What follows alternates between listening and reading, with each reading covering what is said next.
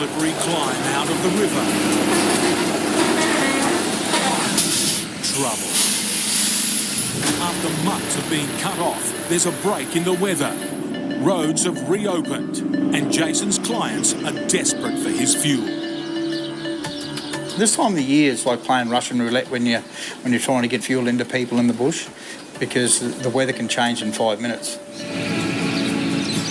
Jason will be the first road train to attempt the run this year, but he knows his window of opportunity could close fast. You don't have time to muck around this time of the year. You sort of want to get in, get your job done and get back out onto the bitumen. With 93,000 litres of diesel on board, enough to fill 1,500 cars. Everything's good to go. Jason needs to get moving. One thunderstorm and this diesel Mercy Dash could be delayed for weeks.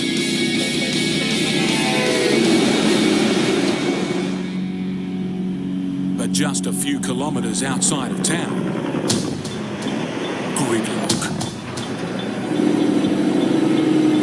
There's a fair few pulled up here, so something obviously drastic has happened.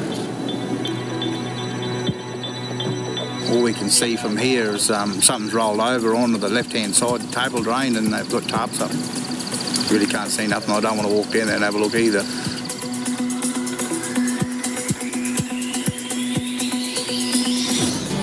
We've had a delay now, so all we can do is, just keep trucking along and just see what the rest of the day brings us now.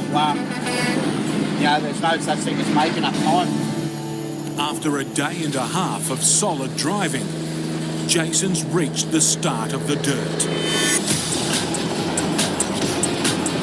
There's been no road trains on this dirt road this year. He's the first out here.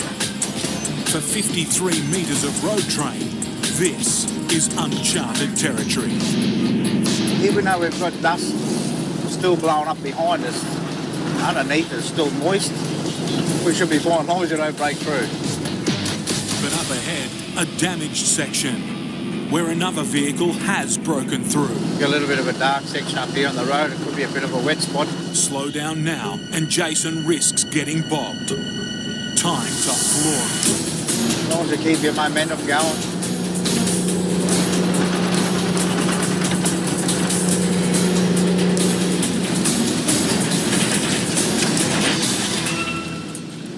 It's fairly cut up coming through there, and it was still a bit damp underneath. You can feel the truck sort of half sinking all the time. He's made it to his first fuel drop. Urandangi, population 60. There's a bit of relief there. Next crucial How job. you going? I'll just put Jason on for you. Getting word from a station manager on the condition of the road ahead. Is that road open or closed over that way? Yeah, the only thing is if I get bogged in this other bog hole over here, I've got nothing to pull me out. I'll give you a call before I leave here. Excellent, mate. Thank you. Righto, Ryan. Bye, mate. Yeah. Bye. What's the river doing? It's at 0.8. Hell, you won't get through there. No, not today, but he's talking. It's not the news he wanted. The way forward is blocked by nearly a metre of water flowing over the road. If I get stuck in there, there's nothing really to pull me out. I'm sort of on my own. The truck's too busy to get with a shovel.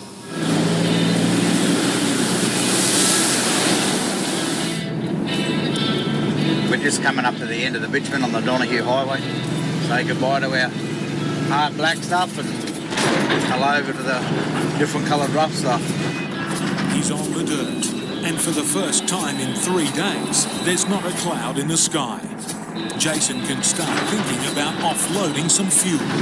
The first delivery we'll do will probably be about 6 hours' time. But just as he's settling into a long, straight drive, Yeah, got you, buddy. news from a council worker. Yeah, the river's 600 over up there, mate. Oh, is it? Yeah, mate. Over half a metre of water on the road ahead. Too much for his truck to power through. This is what I said back there, mate. I said it's fucking still open, mate. Yeah. Because I've been up here every day looking at it, mate. And Have you? it's not dropping fast. I nearly got caught up here the other day. I'll be back up in the morning. Yeah. And I'll check it out again in the morning. I want to go across before you fellas go across it. Jason's only option. Wait some more.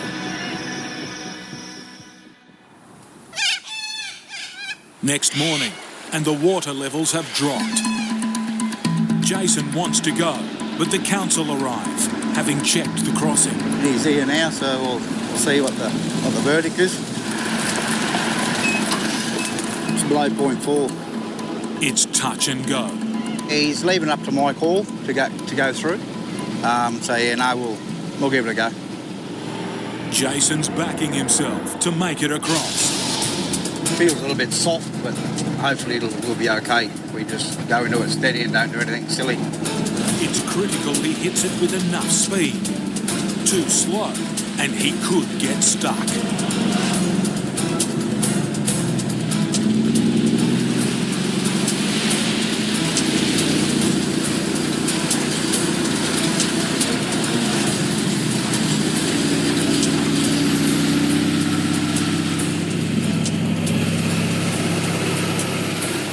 Slippery climb out of the river. Trouble.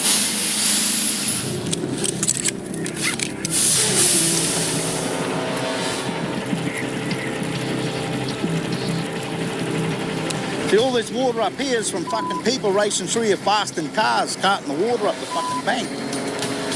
But I come through too slow. If I come through with a bit more pace.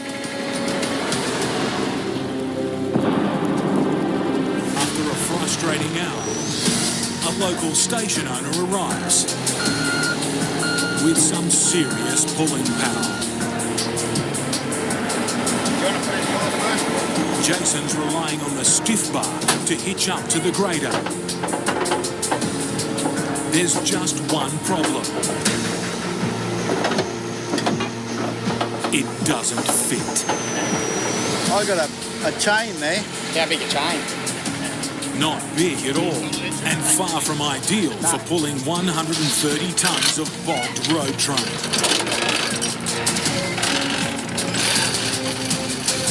If it snaps, Jason will have run out of options.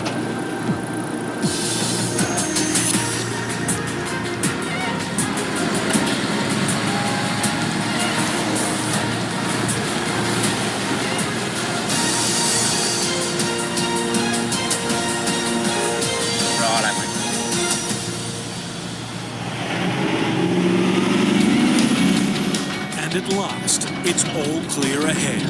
Everything's open the way we want to go.